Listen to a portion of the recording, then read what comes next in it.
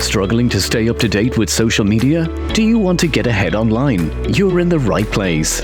Welcome to the Public Sector Marketing Show, the podcast for public sector professionals who want to elevate their digital communications. Here's your host, Joanne Sweeney.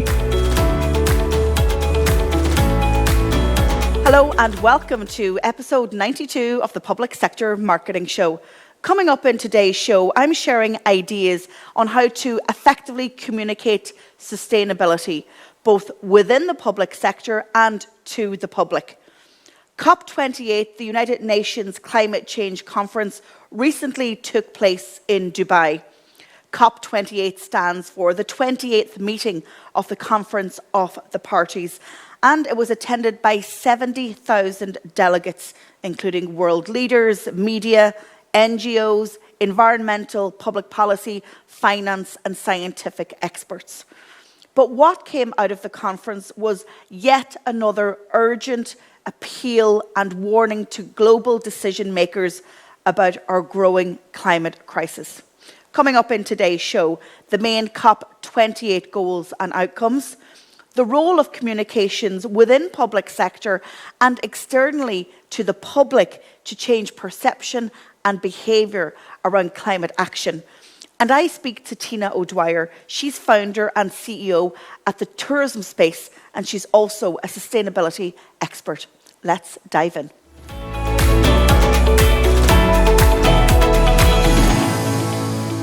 In today's column, I want to go a little bit deeper into COP28, their goals, outcomes, and how they communicated the conference.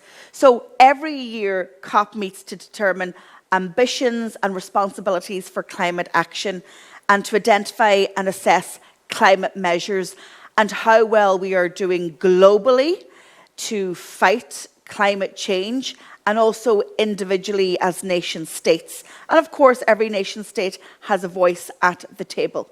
So this year's conference was hosted by the United Arab Emirates, who hold the COP28 presidency. So the presidency's plan of action to deliver on the pillars of the previously agreed Paris Agreement focused on 4 key areas. And I believe these 4 key areas are such that individual nation states, governments and public sector agencies with key responsibilities should be hanging their communications hats on. So number 1, fast-tracking the energy transition. But let's think about it. We still have elements of the public and particular sectors within society who are pulling against and really resistant of fast-tracking the energy transition. One group I can think of is farmers, and we can remember how divisive the nature restoration law in Europe was in 2023. Number 2, fixing climate finance, because we know climate action requires financial resources. Number 3, the third pillar, putting nature, people, lives and livelihoods at the heart of climate action. And this is a really important pillar because if we strip everything back, apart from the planet heating up and, the Arctic melting, putting nature, people, lives and livelihoods at the centre of our communications to try and get that emotional and that personal resonance that we all have a part to play and that individual action collectively can make a big difference. And then the 4th pillar, underpinning everything with full inclusivity. And that means that it's not just richer states that can move faster, governments with more money, with more power. We need to think about developing nations.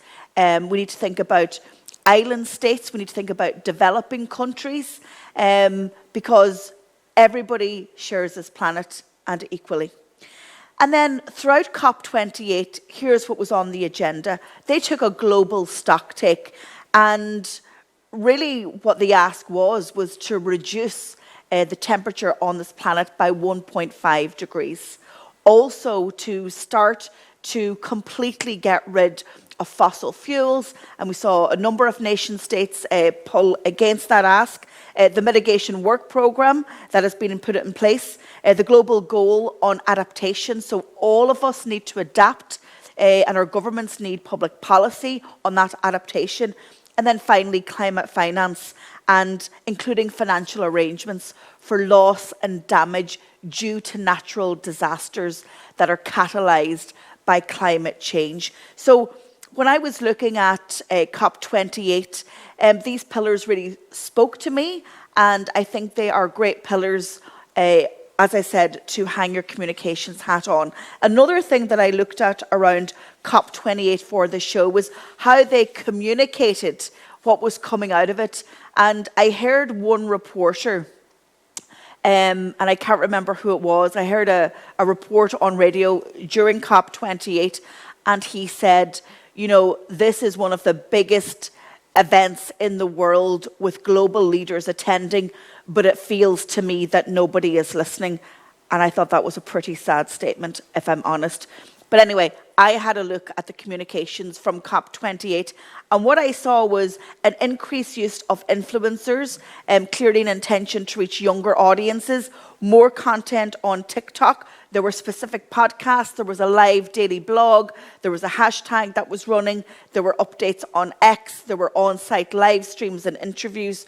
So really, really leaning into the power of social media for targeted messaging and to reach particular groups with particular messages. So if you do want to get some ideas around great comms, have a look at the communications coming from COP28. Public sector pros. Do you want to progress in your career? Are you going for promotion?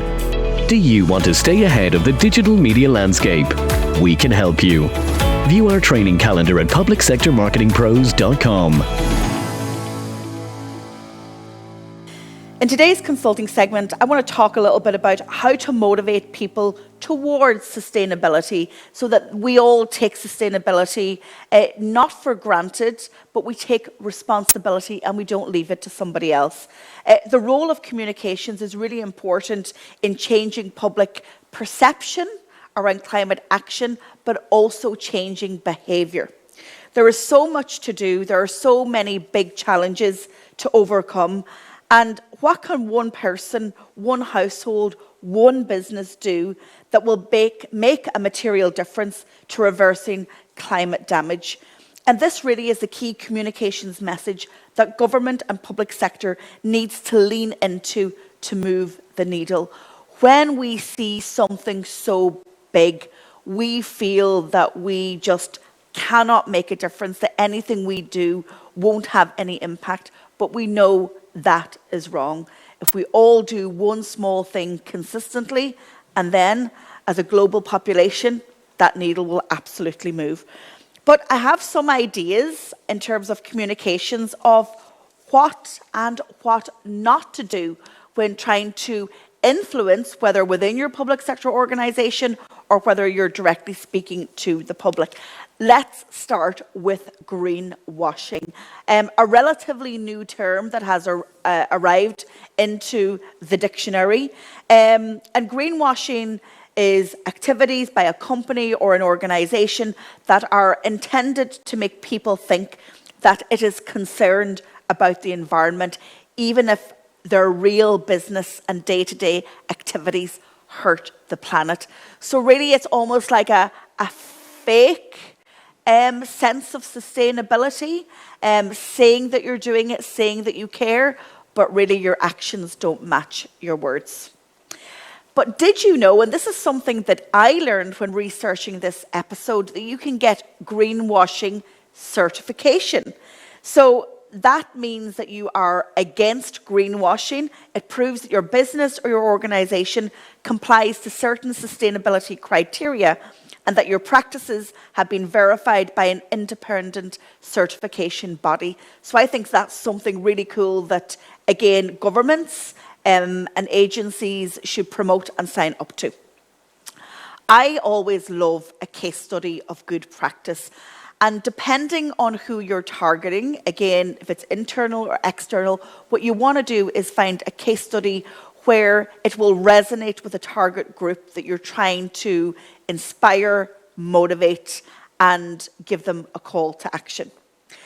Just great communications matters, and really thinking about how you're set up, what platforms you're using, what content you're creating, that content format, but really instilling communications at the center of any sustainability project is paramount.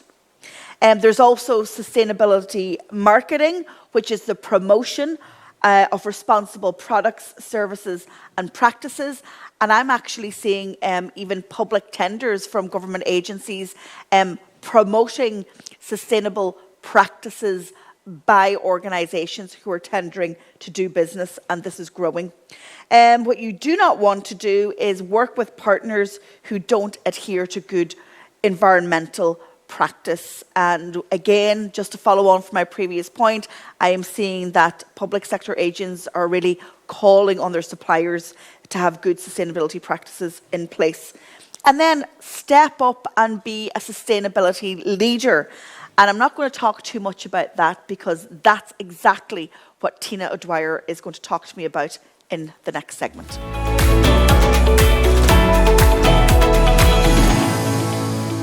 Today's big interview is with Tina O'Dwyer. She is founder and CEO at the tourism space, but she's a sustainability expert, and she was talking about sustainability long before it was ever cool or current. And we had a conversation towards the end of 2023, and we realized that we had a lot in common when it came to actually communications and public sector, but she's coming at it from the whole area of sustainability. So I asked her, how can public sector and public sector leaders in particular raise their game and actually lead from the front? Tina, thank you so much for joining me on the Public Sector Marketing Show. Hi, Joanne. Delighted to be here. Well, listen, we've spoken a number of times before we got together for this podcast interview. Yeah. And I've really kind of been trying to tap in to what it is that you do, because sustainability, the SDGs, climate action, it's now come to the doorstep of citizens, and we've got public sector pros listening to this. But tell us a little bit about you and your work and what you do at the tourism space. Okay. Well, we're a specialist tourism consultancy. We partner with government and public sector agencies on this area of sustainable and regenerative tourism.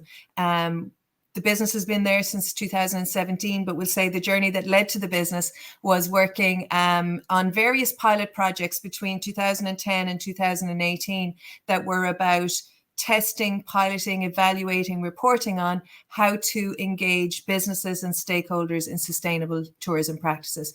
So we had, at that time, that was very alternative and niche, but it was a very lovely bubble to be in the sense of we had time, space, and funding to really examine these topics. So that was kind of my background. That was in the Burning Cliffs of Moher UNESCO Global Geopark here in County Clare. And we really generated a lot of learnings and insights and wisdom, dare I say it, but also models and templates that could be used in other destinations as well. So now there's a small team of us here. And like I said, we do mainly training, facilitation, coaching, some speaking, that whole communicating and facilitating the mindset shift and the transition that's going on right now. Yeah, and we obviously need your help, public sector need your help, but you know, this is kind of like a two-pronged thing when I was thinking about this conversation with you and how it relates to the people who listen to this podcast. And like, from the starting point, public sector need to lead on sustainability. They're implementing policy, not just within the Department of the Environment, but it's across government. And then they have the public sector agency. So they need to lead themselves from a sustainability good practice point of view. But then they've got this other side of the coin, and that's communicating to the public. And I think it's really, really difficult because, you know, citizens often think that it's industry or agri or government that can solve these big global issues. But we're now beginning to realize that we individually have personal responsibility. Like, where do people start? What's your message to public sector on this one? Yeah, it's I mean, you've captured there the challenge. I think it is a very acute challenge for public sector professionals, because in some cases they're working within a policy that's maybe 3-4 years old, and so it's outdated and they're hamstrung by that in terms of sustainability initiatives, or they have a brand new policy that has sustainability and regeneration peppered all over it, but they haven't yet had the chance to really understand what that means internally and then for their public as well. So I think that's really challenging. So where to start from a public sector professional point of view is, I think there are many who feel the need and need the opportunity to invest in their own learning first in terms of sustainability literacy, understanding, getting to that point of feeling very confident and very fluent. I know from the people I work with, that is a challenge. It's like just not feeling quite confident enough just yet with that, but already leading, and that can be definitely challenging. So I think one of the things we're seeing more, I think a trend now, is there's a growing kind of verbalization of the fact that we're all learning, we're on the journey, this is emerging. And I think that's something to be welcomed, because the expectation, as you've put it there, for government and industry to lead is a bit premature. It's a little bit premature, and we kind of have to open the conversation of us being on a journey together. And like you said there, it's down to all of us. That's the newer understanding as well. It's not up to a government over there to do something or a business over here. Partnership and collective action is actually where it's at, and that shared learning journey is going to be really important. But that said, it will fall to the public sector to create the conversation around things in a way that is very relatable and interesting to people in general. And that's, I suppose, maybe something we'll talk about. That's kind of been one of the failings of the sustainability discussion in the 10 or 15 years to now. The last 3 years, it's gotten a lot more center stage and a lot more everyday in conversations. But yeah, it still has a way to go in terms of being relatable and meaningful to people in general. And you've just reminded me, one of the words of the year of 2023 and in the Oxford Dictionary, not Riz, which I spoke about in another podcast. Yeah, Riz. Do you have Riz? Anyway, greenwash, right? Greenwashing. So it's where you say that you are a sustainable company or a sustainable organization and you have good practices, but in actual fact, what you're doing is unsustainable. So now people are afraid of being accused of greenwashing. I don't know, where do you stand, or what's your advice there? Oh gosh, yeah, it's I'm surprised it only made the dictionary this year, actually, because it's been a topic for a long time. It's like you say, it's either that they're saying they're doing something and doing the opposite, or doing something that's negative, or else they're just overstating what they are doing or presenting it in such a way that makes them sound fantastic. It's not untrue, but it's not actually a true reflection of what's happening. There's less and less tolerance for it, and I think there's more and more inquiry into the statements, particularly businesses make, but I think also that increasingly that governments make, and getting towards no tolerance for that. There is no space for it. It's so counterproductive to what everybody who's well-intentioned is trying to do. It deceives customers, it deceives stakeholders, and it does absolutely nothing for the overall goal, which is improving environmental impact and reducing carbon emissions. So we've seen some very high-profile businesses being pulled out by that. I'd be saying to anybody who's unsure, I think it's one of the reasons, back to my comment earlier about being confident in what you've spoken about related to greenwashing, is this tendency now to call out bad practice.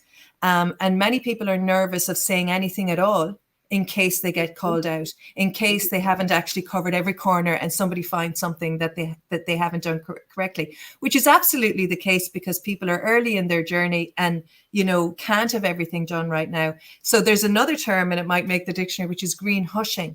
And it's almost as counterproductive in the sense of people doing very good stuff that could really help others, that others could learn from or replicate, and afraid to speak about it for fear of being called out, or for somebody else saying, well, that's not good enough, or that's not quite enough. So we have both phenomenon right now.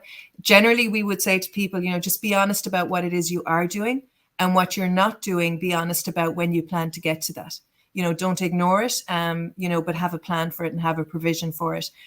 So yeah, honesty and transparency is absolutely, I hear you speaking about trust a lot in your communications.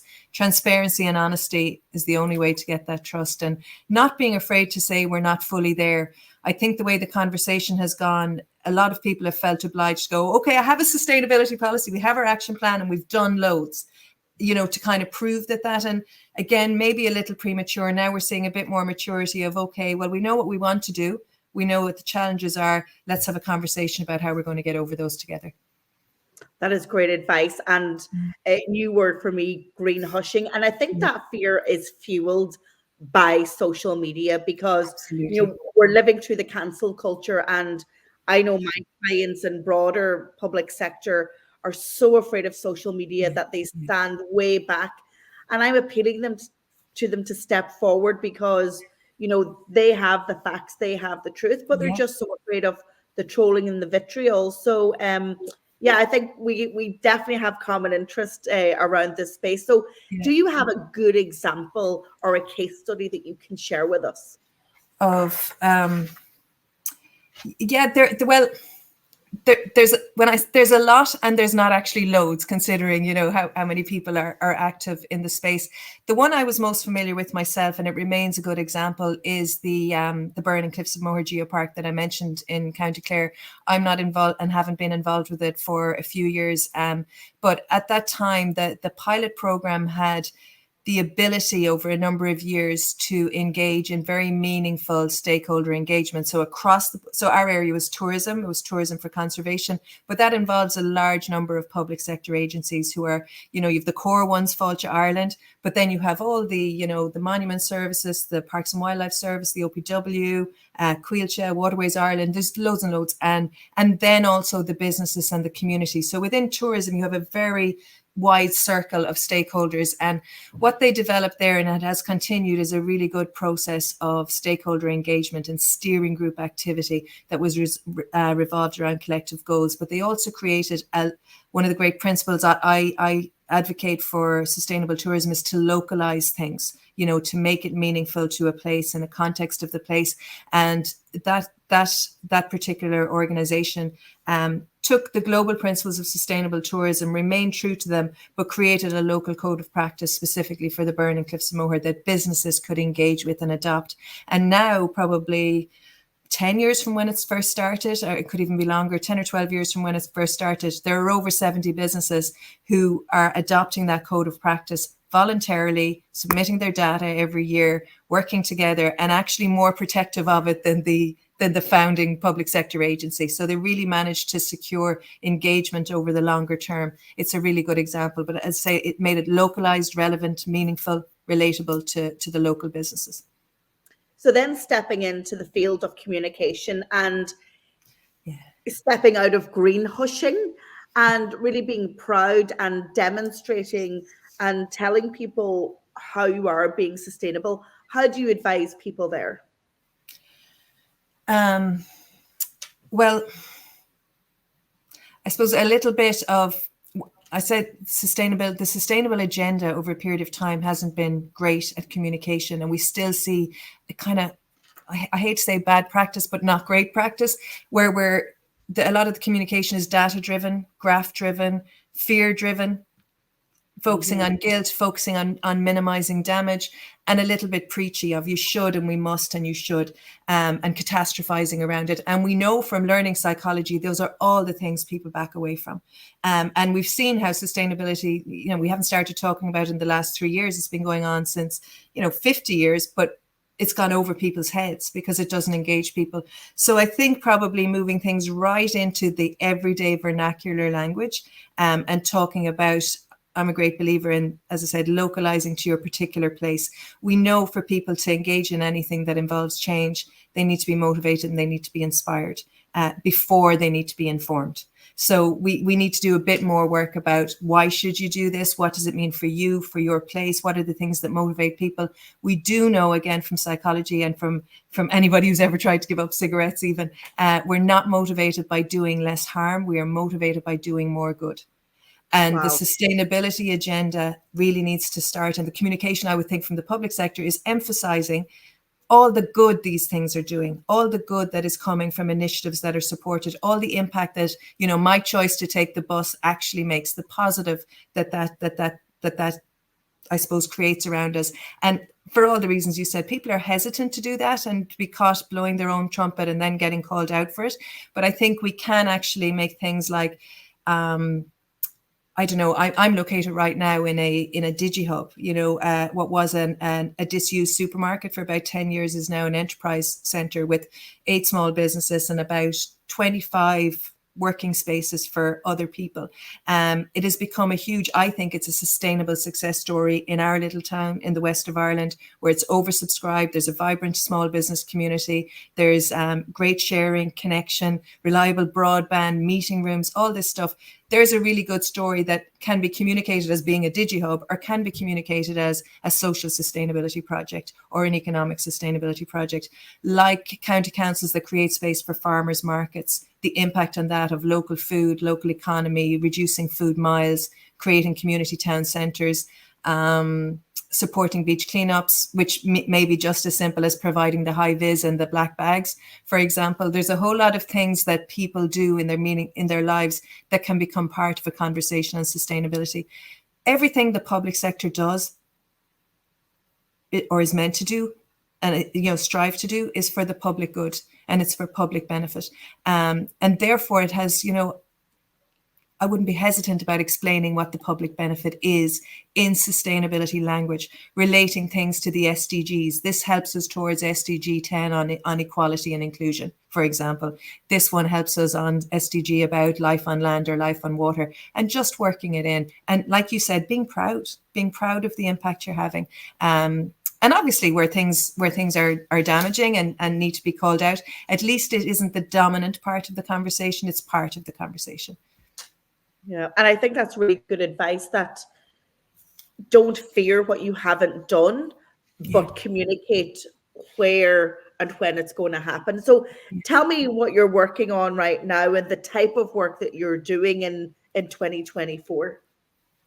Yeah, well, we're working, as I said, there's several things we do, probably a bit like yourself. Quite a lot of work is involved in working with various public agencies to develop tools and resources that industry can use and actually implement. That's always been the focus, or training programs for industry. We're definitely seeing a shift in our business towards support specifically for public sector tourism professionals themselves. That gap about, you know, building the knowledge, the literacy, the skills, the confidence in this area. So we are also developing programs that are specifically for public sector tourism. We hope to see those launched later on this year. I think transparency, as you mentioned, you know, that fear of being called out, moving towards certified programs for industry or for any type of training that we're doing. That's a major thing. So for us, we really want to move away from and help others move away from, you know, ad hoc sporadic interventions on sustainability to actually embracing the fact that this is a learning journey for all of us that's ongoing, week by week, month by month, moving that mindset away from, have we got the solution done, move on, to, you know, how do we evolve this conversation, make the solutions better all the time. So we very much see ourselves as facilitators and enablers. So, you know, being in a room with a team in a public agency, or being in a room with them and all the businesses in their destination, facilitating and hosting those conversations, they're so important, because we need engagement, we need ownership, we need buy-in, and it's really moved beyond, here, I'll train you what to do, go and do it. We know that's not really working. We know it's people are just going to take longer to get that kind of mindset shift that is behind it. So facilitation, I think I see as a core part of what we'll be doing moving forward as well.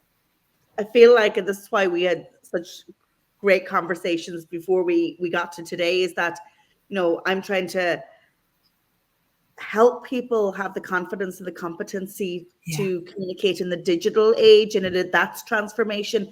And you're doing exactly the same, but from that sustainability viewpoint and that responsibility that we all have, what the government and public sector have. So, like, there's so much work for you to do, Tina. There's so much work. And I love the fact, and it's kind of dropped a seed with me, that, you know, don't just train them and go, because it's harder than that. You know, they need that hand holding and that mentoring and that facilitation. But where can people find you and maybe just reach out to you to say, listen, I heard the interview and we kind of would like to start a conversation with you? What's the best way to get in touch? Yeah, well, you'll find out about the business on thetourismspace.com. The best place to find me is on LinkedIn, usually. That's, I do share stuff that I find as much as possible. A huge part of any sustainable mindset is to share good practice and best practice. So you'll find me there, and messaging me there is probably the easiest way to get to me. I'd love to hear from anybody, and really, really interested in evolving the conversation. As we collaboration is just so central to it, and sharing of knowledge and information. So would be really delighted to engage with anybody. Yeah, and listen, I think that we're going to collaborate at some stage. I hope so. Yeah, I just feel that there's so much that we can do, and I can learn from you also. And vice versa, vice versa, absolutely. Yeah. I think the communication piece is a big challenge and equally a huge opportunity. And I think stepping into that and helping people be confident, that's just huge. Yeah. Well, listen, an absolute pleasure as always, Tina. Thank you. And guys, if you're listening or you're watching, slide into her DMs on LinkedIn. You won't regret it. Yeah. Joanne, thank you so much for the conversation. I look forward to having more of them, hopefully. Absolutely. Talk to you soon. Bye-bye. Bye-bye. Bye-bye.